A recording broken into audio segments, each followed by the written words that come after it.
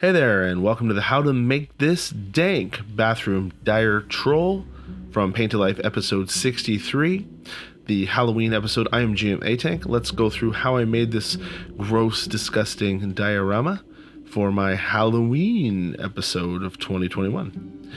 So this is a Nolzur's Marvelous Miniature Dire Troll model, and there it is in all its glory. I'm going to make some modifications to the model during the course of the video to suit my idea for the story. And that simply is not a dire troll, but some kind of horrible freak, mutated baby from the deep woods, a la Wrong Turn or Last House on the Left kind of movie. Very good for Halloween. So knowing that we're going to be doing skins, I was researching how people paint skins, and look at that. Isn't that beautiful? I don't remember who that is. There's a tag on the picture, but the guy spent like 15 hours to get that. Me, not so much. When it comes to painting skin, I know you need like a mid-tone and a low tone and a high tone. So I kind of watched a Lila Mev video on skin tones. I took a couple darker, a light one, like the yellow and then the blue to kind of make high tones, mid tones, low tones. I'll put a link in the video below to the her video, which was good for me, but the truth is, with the timeline I have to make Paint to Life episodes and my general lack of skill as a painter, well, I shouldn't say lack of skill, but you know, I'm certainly no golden brush winner. I ended up just kind of whittling it away like this. So again, apologize, I don't have the paints I used because it took me so long to get this video out and I kind of long put them away. But I know that one is Cadian Flesh Tone and one's Night Quester's Flesh. The one on the left is the darker and the one on the right is Cadian Flesh Tone. So the one on the left is the Night Quester's Flesh from Citadel. The one on the right is Cadian Flesh Tone, and I'm mixing them there in the middle now.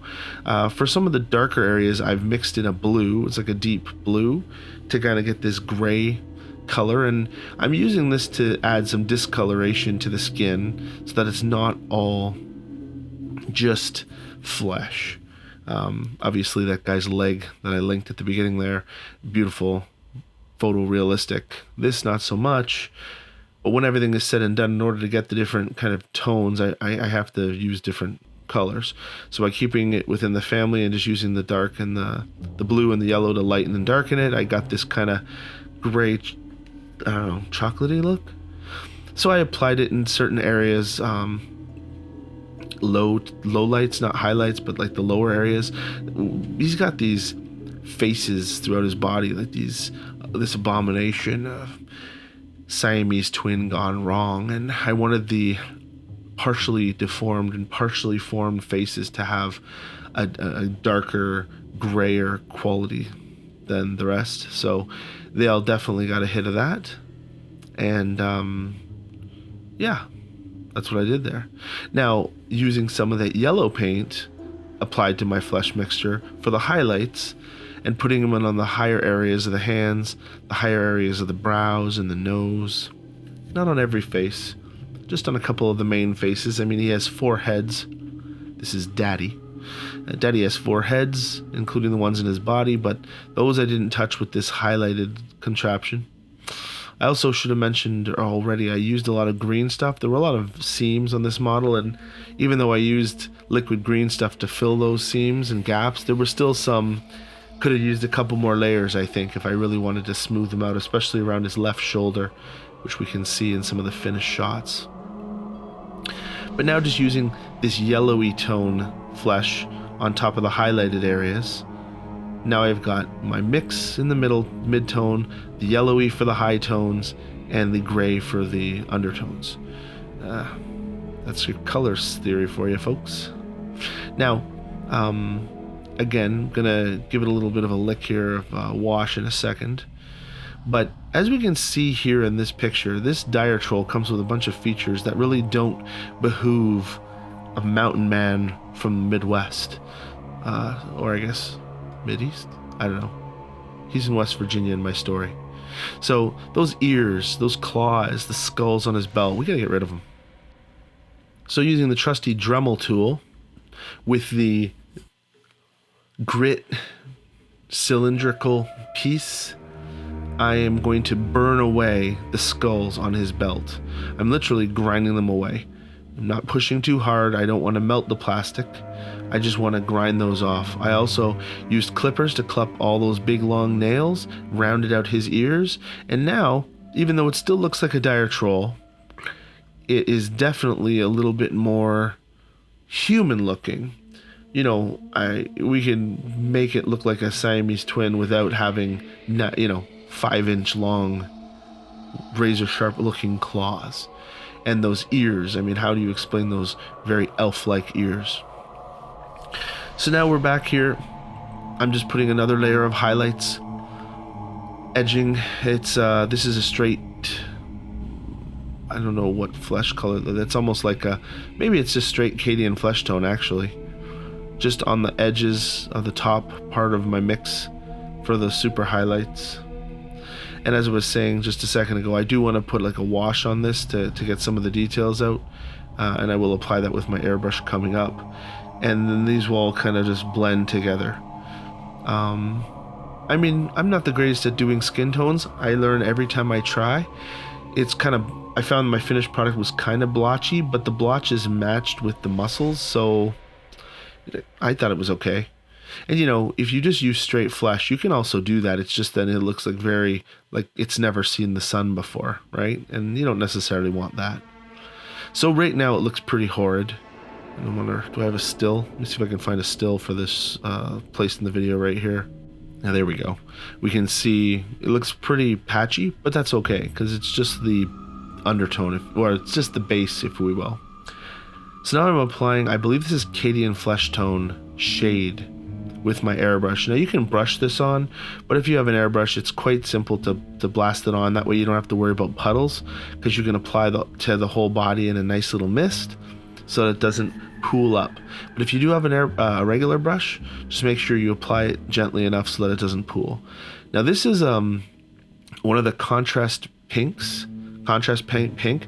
I'm applying this to his belly, his spine, anywhere I want it to look kind of tender.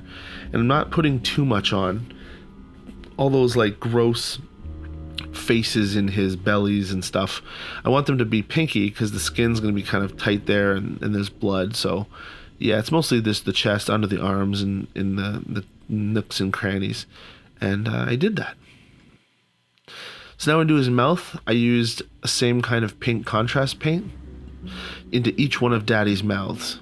It gets a shot of this. It's a pink. I think it's called, I don't know. It's one of the contrast pink. It's not a purpley pink. It's close to red. It's a good mouth color, I found, because being a contrast, you can put a glob in there, and when it dries, you'll get a really dark tongue, but then the back section behind the mouth isn't as dark because it was like thinned out where it ran down the tongue. Anyways, so yeah, voluptuous pink or voluptuous pink. That's probably not voluptuous, but again, I wish I had the card for the colors, but I took too big of a break between videos. So once that's dried, we're going to do some hair, just like a chocolate brown. That's probably a Rhinox brown, and then I'll two-tone it with another brown later, a little layering on top. Again, I wasn't too concerned about the hair. It's hard to paint hair on models that are solid plastic, right? They just look like Lego clip-on hair pieces, but I'll come back to it later. And now the eyes. This was a kind of yellow. I wanted the eyes to look jaundiced and kind of gross, so I apply little dabs of yellow to all the eye sockets. Try not to put too much in because you don't want the whole socket to fill up with this yellow. You just want a dot of yellow in there. I'm not going to worry about pupils. I'm going to come back later. I don't think I do it on camera, but using an orange shade or an orange ink to dot the yellow to give it kind of like a radial effect or an iris. And then I'm going to use a flesh tone shade in the eye socket to darken the area around the eyeball. And what you were left with in the finished product are really kind of gross yellowy eyes, which I was happy with. So we can see that this troll is wearing cloth for a loincloth and, I don't know, crotch covering. The loincloth is underneath whatever this is. So I'm just using this yellowy beige to color it, just as a base coat for some different contrast paints. If you watch the channel, I like using these mustardy colors. They work very well with different contrast paints, and I want to use like a leathery kind of look, but I don't want it to look like leather, so I'm not going to use a Wraithbone, which is like my go-to for contrast, because that will definitely look leathery. I want this to look like just dirty cloth, so I'll start with that yellow. So here I am now applying some probably contrast paint, that Gulliman's Flesh contrast paint, to each eye socket now that I've done those jaundiced looking eyes. So when it goes in the eye socket and it dries, the flat of the eye stays relatively clear, and the circle around the edge shades and darkens, and then you're like, ooh, that's so fun. So now that I've painted all of his loincloths yellow, now I'm using the contrast apothecary white on top. This took a couple coats because I wanted the actual underwear to be sort of white, but not straight white. Like these bandages around the arm, they're probably strips of armor. They could be bandages. I don't know. I'm sure that as a troll, they're probably bands of leather for armor, but I put them as bandages. So I painted them with like a nice off-white, and then I added a little bit of pink to them later to look like bloody bandage. I didn't want to paint his underwear white, though. That's why I just built up the contrast apothecary white on top of that loincloth color. Now going in with some subtle toothy action, straight up yellow teeth. I think this is an off-white, like a Dorn yellow or something. It just gently touch the teeth. You don't want to get in your beautiful mouth. That's nice and voluptuous pink. But you do want those big old chiclets to get real dirty looking. Especially some of these guys have really big gums. Like those monsters would have. And the voluptuous pink, I'm going to miss having those types of voluptuous, but whatever. It really stained the gums nicely. They look really creepy. You don't want to touch toothy color on there and ruin that. So gentle. Just get your tooth action in there with a small brush. Now we're starting to apply some of this contrast. This is Agoras Dunes. I remember that for sure. It's not quite snakebite leather. It's got more of a yellow tint to it. But when it goes onto that base off-white yellow that I used, very dirty, gross, piss-colored cloth-like effect. Careful around your skin. I know, like I said, my skin isn't the best in the world, but you can see how it's dried now with the purple, with that brush, with the skin tone on top and the different colors. See, it looks like almost bruised flesh, or definitely, I don't know, it is what it is. You don't want to accidentally get contrast paint on it and ruin it. So apply it, try and keep if you're applying it as I was there, the brush strokes where you could really see them pushing the paint around the pigment. So you want to move the brush in the same direction, up, down, up, down, up, down, up, down, just so you don't get brush strokes or contrast paint pooling in certain areas, left, right, when some are up, down. So there's that. Going through here, there's a rope on the front of that, which I'm going to hit. And then, of course, where the skulls were is now just a flat area, which is going to look like some kind of leather satchel or bag. A little bit more touch up on those off-white bandages, a little bit of grimy yellow to make them not so pristine white. So now we're into one of these dark contrast paints like Wildwood. I'm applying this on the top part of his loincloth, almost like the belt that goes around, including where the skulls were, to look like a satchel of some kind. Not the rope down between his legs, though. Oh, says the guy who then touches the rope. I guess I did. I don't think I did. Whatever. Yeah, see the contrast on the backside? Dang, it went too fast. If you go back there, the backside on his bum, that loincloth looks really cool, with only parts of it looking soiled and some of it that other off-white coming through. But now I'm using a Wildwood on those where those skulls used to be to look like he's got a leather fanny pack right there on his left hip. Okay, so now here we are doing some fingernails with an off-white. I mean, fingernails should be pretty, they're not white. In fact, this is pretty bright even. I probably could have gone a little more skin tone to match the rest of the fingers, but I did want to kind of add a little bit of contrast. And here's the thing, when I chopped off all those claws, I did leave some pretty rough edges, okay? So, you don't want to have, some of the fingers were outright cut the tips off, so you can use a file to trim them and sand them like I did, but they still weren't perfect. They were kind of squared, like Disney movies in the mid-90s, square fingers. So the fingernails kind of help add some more detail to an otherwise lost round edge.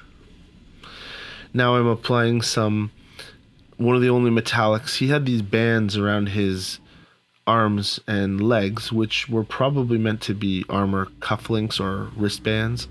But for Daddy, they just get a dark iron on them, and then I put some of that pink contrast paint around where they are to look like they're rashed or burned.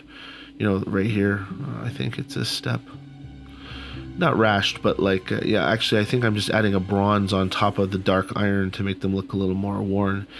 But yeah, ultimately, they're going to look like they've worn the skin, so it's a little red and raw underneath. And then I affixed a little teeny chain to each one of them, which you probably won't catch on video. Here's me making the skin under those bands raw. But by gluing on some small, like 5mm link chain from Green Stuff World to look like Daddy has been chained up before by those manacles and he's since broken them away. Thought it was a fun little touch. It swings in the 360 of the finished product, but for this, you know, you can't really see them. So now just to finish up, you can see I've removed him from his base. That was a pain. I used big chompers, like wire snips, to cut him off as best I could, and then my Dremel to file the rest, because he was on there good, and a little bit of slime for his mouth. And kind of that's how he looked before he came off the base. Yeah, so that was Daddy, and it's time to do a base. So of course, for the story for this, in this creepy old dilapidated West Virginian house, this was my source picture. This bathroom, like I knew that Mama was gonna have a baby in the tub and it was gonna be scuzzy, so I used this as my source. So let's make it. So this is some 1/4" foam board. I use XPS foam. You guys have seen me use that in my videos before, but this is the stuff you can get from the dollar store. It's got a black cardboard or construction paper on it, which can come off. The nice stuff with this is if you want to use it for walls, you know, to make XPS foam, the thinnest I have is 1/2 inch. It's really thick. This is 1/4 of that. Maths. This is what it is. I used the toothpicks. I used the same material when I assembled the inside of my dice tower in recent Paint to Life episode. I used the toothpicks to stick them in here and affix it together before it's glued. So I can use the toothpicks to poke, put some super glue, and then jam it in there, hold it tight, and then you've got a great seal. And the toothpicks kind of act as like a dowel to hold it together. So you can see me pulling off that black cardboard. It just easily comes off with not much hassle, because you don't necessarily want it. Some parts you might want, but this part I didn't, because these were going to be for my tiles. So I have a hot foam cutter. Definitely a good investment if you plan to do lots of foam work. Prior to this, making tiles in my other videos, it was just, you know, using a hand cutter. Sure, it works. It's just this is a lot easier to just set it and forget it and just swish, swish, swish, swish, swish. Make as many tiles. Pro tip right now: make more than you think. When you say, okay, that's enough, make more. You'll need them. You'll mess some up, and you'll wish you had them. So a little bit of Mod Podge down on that black paper to set this floor. And to make it a little interesting, I thought I'd put them down on these, in this diamond shape pattern, which, you know, really sort of complicated it, but not too bad. You can see the Mod Podge is not forgiving. It slides. I'm not a tile guy. I don't do ceramic tile. This is a fun little exercise for me. I wanted there to be grout on the floor, which we'll fill later with Mod Podge and glue, just so that the tiles look like they kind of have grout lines, which we can get some cool effect out of. But man, sliding around on this Mod Podge was kind of like a skating rink. And right when you think you have it right, if you bump them all, they all move and you lose all your separation. So, but you know, this video is a pretty good telling of it. I mean, it's sped up. It's almost like playing with a Rubik's Cube, right? Slide, slide, slide, slide, slide. Hang them over the edge. We'll trim them off later. And you're going to go around and use a ruler if you want to help keep straight lines. And there we go. Once it's dried, I go up the wall, because we're going to be putting tiles on the wall of this as well. Now, we're going to see me do this and then correct it as well in this video, because one of the things that I did originally was leave space between all the wall tiles for the grout. That looked a little too castle-y for my liking. I mean, if you're going to have a bathroom with wall tiles, I guess there would be grout in them.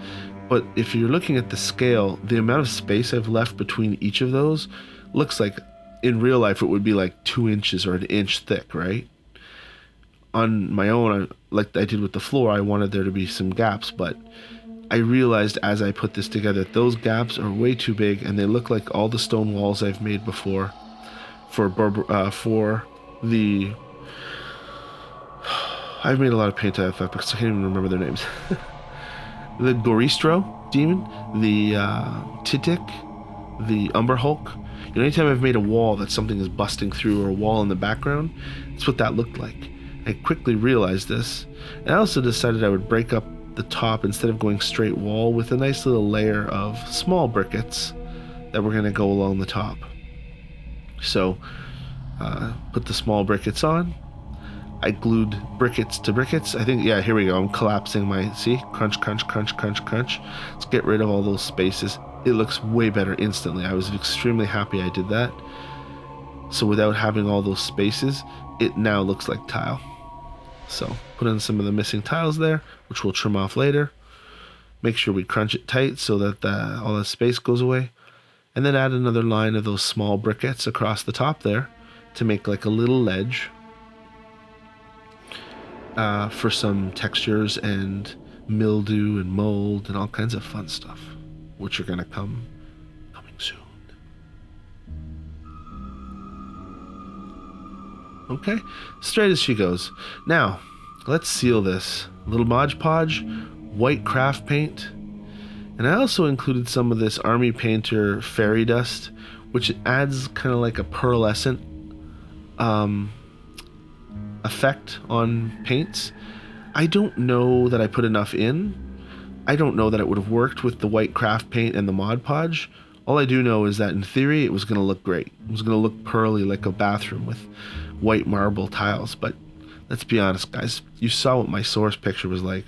You know what I'm going to do to these. So trying to make them pearly up front, probably a little altruistic. Nevertheless, applying a good coat of this to not just my basement there or my floor, but also my back wall. Since it's dried, it's the next day. And once this dries, that's going to be sealed in perfect. And then we're going to try some things and see how it goes. Yeah, I left the black on the back. It kind of got messy. It prohibited me from doing a true 360-degree rotation because I never finished the back and it looked a little messy, which I regretted later. So if you're going to do the back like that, make sure you paint the whole back black the way you would paint the edge of your disc black if you were doing a regular base. And what am I doing here? This is still wet, and I'm putting brush strokes. I'm alternating brush strokes. So one round of tiles is getting a northwest brush stroke, and the other was getting an east-west brush stroke. Completely superfluous, waste of time. That, by the way, is an airbrush that's blowing air, just air, to dry it, and also to make the gaps, fill out like that. So there we go. Now that it's done, this is the next day. I'm about to airbrush this, so I'm mixing up some airbrush with like an off-white here, only because the pearlescent didn't work. It's just straight white, and I wanted it to be a little more creamy. So I'm adding an off-white airbrush white to what you see here. I clogged my airbrush so many times in this project. This episode took a lot of time. It didn't get very many views, and it made me sad.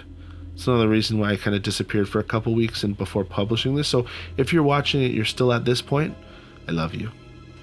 So at this point, I'm brushing on a Liquitex glossy finish. I wanted it to look, the pearlescent didn't really work. I wanted it to dry, shiny, and to look like a bathroom tile, which it's kind of funny because we're going to destroy it so bad. So, bathtub.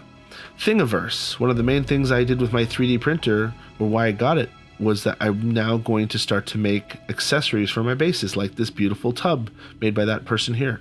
And there I am with my mask on because my basement smells like resin now, and I have failed print. Luckily, my good boy Steve, he's got this kind of 3D printer, which is the extruding one. So he printed it for me. Here's some pictures of it being built. This 3D printer prints layers at a time, whereas mine is a resin, which I kept failing. So here was Steve's finished bathtub he made for me. My guy, Steve, I owe you. And it was just with the white filament, not the white gray, so I'm painting it with like a white paint Mod Podge mix. The thing with filament, I can't think of what it's called. Work's been busy too. You can really see the lines of the built up. It's like a glue gun building on itself. And I needed Mod Podge, very light. That's barely weighs anything. So I used that Mod Podge white paint mixture, and now I'm using my airbrush to add some more white paint to it. Just to make it, white. So here's the finished tub, or the tub after it had been sealed, and there's our bathroom before it got finished. Remember the source bathtub. This is kind of what I'm going on. So it's time to do the grime. So I take the finished and I start to make some gashes in it with my X-Acto knife. I cut out a little hole, an outright tile. I probably shouldn't have even glued in there if I wanted a hole. I bashed it up a bit. I put some Agrax Earthshade in and you can see the shade beading because it's got that clear varnish on it from Liquitex. So it kind of pools in a weird way. I'm putting lots on. Spraying them, but it works because as you spray them around with air to the corners and stuff, and I gouged that foam with my knife. I gouged the wall, I gouged the floor. I applied some more. Again, it pools in weird ways because of that finish that I did to it, which in retrospect it probably would have been better if I hadn't, because you can see it blowing around. It's not really sticking because it's the Liquitex gloss, but it does definitely look like a sick bathroom. I'm actually going to try and fill in these grout. Can I do that? Let's see. Pushing it around. I'm like, I can do this, but you can see how it's sloppy.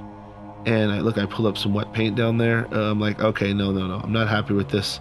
I'm going to use it on the gouge marks to get dark scratches. But it's staining. I'm not controlled enough the way I'm doing it. So I soaked some of it up and went away from that idea. And then I got some charcoal that my good friend Ryan Thiessen from Thiessen Tillage gave me from his beautiful campfire. We had a fire one night, and charcoal, I just scraped some charcoal on it just to get some dirty brown, some dirty black look, which I'll seal in later. I didn't go too crazy. And once the charcoal's there, a little bit of Mod Podge, and regretted this part a little bit. You can't really tell, but I put some sand on it. I think I just wanted some texture, right? This is looking gross. This is looking like a butt stop, like cigarettes. Now it's time to put some greenery in there. So a little bit of Mod Podge. Don't want to contaminate my pool. I pour it on my wet palette. I apply liberally where I want there to be moss or mold, mildew. So I put it on the ledge up there. I put it in the area along the crack, in some of the grout lines. And that's when we're going to go to that flock, the green, starting with this autumn flock, which goes on there in a nice kind of earthy way, sort of like a black mold or a black mildew. Dust it off, and then I'll apply some green to it as well. Now, this is some yellow shade, which I'm spraying on. A little too intense there. You can't go back. It's there. I broke off a piece of stick, I have some wood from the dollar store. I painted it with a chocolatey contrast paint because that's going to be a log leaning up against the wall. And what this finished gross thing needed other than a bathtub was, we'll get to that. That's the finished look before I put the log against the wall. I love those scratches in the top left corner there. That looks very cool. Oh yeah, it's time to make the tub gross. Now you can see I put this on before that tub was fully dry, so it sucked up some of the wet paint, the white paint. I said, uh-oh, that's a rookie mistake. But you know what? For what I'm doing, did it matter? I don't want that tub to look pristine. I want it to look gross, so it's looking pretty gross. So even though some of the white paint came up and mixed together, you know, there was no way to do this properly. It was all about, like, to spray a little bit of yellow in there, not too much. Maybe that's too much. I played with it. I think I used a white dry brush to take away some of that yellow. Here's the faucet that 3D printed fine with my resin printer. So I'm starting with like a steel color, just some silver, and I'm going to apply some bronze to it just to darken it up for the finished shot. There's the white dry brush to take away some of that yellow. Again, the nice thing when you're doing something like this is there's really no way to make a skank tub. I mean, unless you live somewhere where there's a skank tub, and then you have reference. Mine, it's pretty skanky, but not that bad. You can see I've painted the edge black now because I realized that these old tubs were cast iron. So instead of white, I went black, and now I'm dry brushing with 3 different colors of earthy. One is a gray, one is a brown, and then one is this orange. All 3 go on there to try and make a rusted cast iron looking tub. And that's what I was aiming to do around the edge and around the bottom. So I hope you like that. A little bit of the bronze on top of that. And then some water stain, just some, excuse me, around, you know, just dripping down from the tub, into the tub, from the tap, I should say, not the tub, around the drain. Again, sometimes less is more. And at this point, I think, okay, what am I making? Ring around the tub? Come on, man. Just end this. It was a lot of fun to paint that tub. Okay, final thing, some liquid UV resin in there. I wanted the tub to actually have water in it. I didn't want to fill the whole thing. And I was going to have blood in it, but, you know, that was a little too much. A little bit of this, if I can be honest with you guys, UV resin gets really hot as it cures. And here I am holding this in my hands thinking, uh-oh, is this going to melt this awesome tub that took me all this time to make and Steve had to make for me because I couldn't print it myself because of all the print fails? Am I going to melt it right now as I cure this resin? Ta-da, didn't happen. So, although there was an air bubble in there that kept floating around and I was trying to, and then it was hard, I couldn't get it out, whatever. So, it's done. You know what this scene needs? Something jovial. That's when the duck came to mind. From Thingiverse, I found this really cute 3D duck. It took me a couple days to print it because it was so small and I didn't think it would need supports, but it did. When I finally got it done though, here's the cutest thing. This actually caused my episode to be delayed a whole week because I couldn't get it out on the Friday without the duck. And my wife agreed that the duck was required. It was just this horrible scene with Daddy and the tub and the grime and the filth and then this cute little rubber duck. So, you know, fight with your wife. She says it needs a duck, it needs a duck. So I printed the duck, painted the duck, and included the duck in the finished product on the edge of the tub. I thought about putting him up top, but the duck just looked cool at the edge of the tub. You know, for this newborn baby, this monstrosity of Daddy and his family. So, final steps. I have some toothpicks here I'm putting in that hole in the wall. I'm going to paint them to look like piping, you can see there. And I'm going to lead them to the tap underneath. So I'm putting a little bit of bronzer on there. And then I'm going to stain it and jigger it up underneath so it looks like it's coming up to the tap.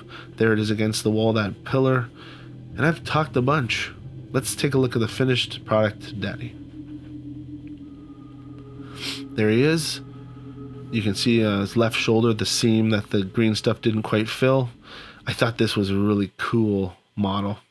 Cool diorama. That 2x4 leaning up against that old copper piping that's got a little verdigris in there. It's got some gray, exposed hole in the wall. This just, you know, painted the edge of this foam black so it would look good. There's this chain. You can't really see it in that shot there.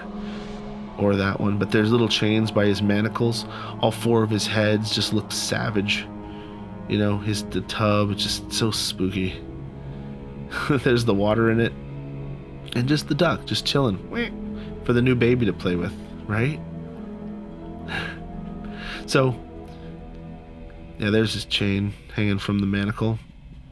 And the back, which could have been painted black, so I'll do that next time. Very cool. I did enjoy this project. It took a while to get out, but I hope you liked it too. Hope you liked the story. If you didn't, you can check out the episode in the description below or at the link at the top.